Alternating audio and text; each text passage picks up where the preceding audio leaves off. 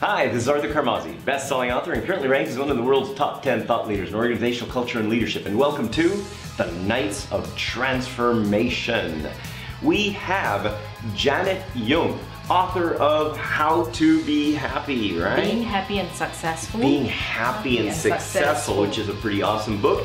And now she's got some new tools that she's going to be using to develop more happiness, more engagement in teams, and how leaders can essentially engage their teams. Is that right? That's right. So I'm very happy to learn the system created by Arthur, mainly because it helps us understand the science behind how our brain processes and seeks information to seek clarity. So with that, it helps us understand ourselves a little bit better, understand how other people react, the way they react, go through life wearing different kinds of lenses and expecting other people to behave exactly the way we do. Now with this particular system and understanding how the brain processes information, I'm able to basically learn a deeper level as to why people do things the way they do. So I feel that it's actually a great tool for me when I'm introducing it actually from a corporate perspective, especially when the leaders are trying to engage the teams, whether is it in terms of achieving a common goal or engaging their teams and cascading down the values, down the team's mission, the objectives. So I see these as a great tool to help every one of us achieve clarity, be happy and successful in our lives. And you're also writing a new book, which is where you're going to be applying some of this stuff, right? Now I'm actually in the process of interviewing the Asian leaders, interviewing 100 leaders across Asia to understand their values. Now with this new tool, it gives me a different perspective that I can look at why certain leaders actually behave a certain way or why they may have certain values in terms of cascading down to their organization. So based on the interviews that you've had and based on your expertise in general, what advice would you give to people on how they can improve their team culture, how leaders can improve their team culture, improve engagement? What are like maybe 3 things that you would give as advice to the people watching us today? Well, if we were looking actually from leaders communicating to the team perspective, I think one of the key things is for them to basically understand that from their lens, they may see that this is the way they would like to go.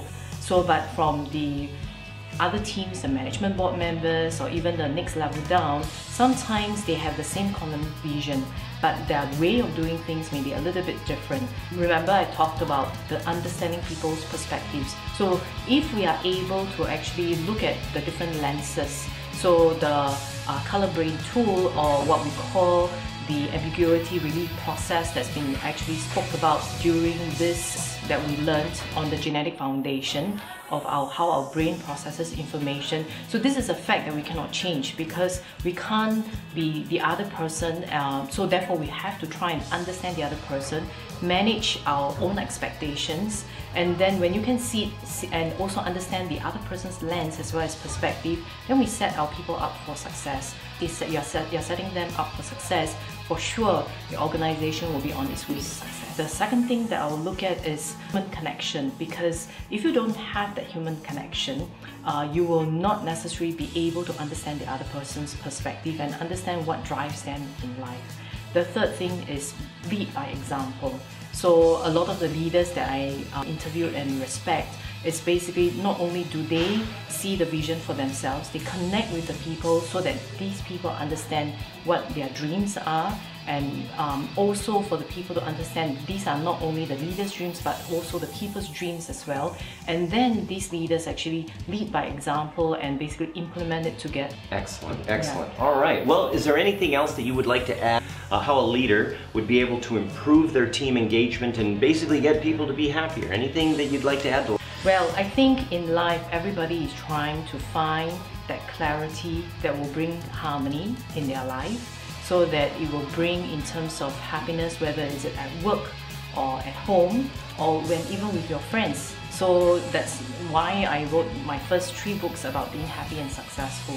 So with these processes and the tools that I'm gathering from Arthur, as well as when interviewing the different Asian leaders, Arthur is of course included in one of... Yeah, I'm Asian.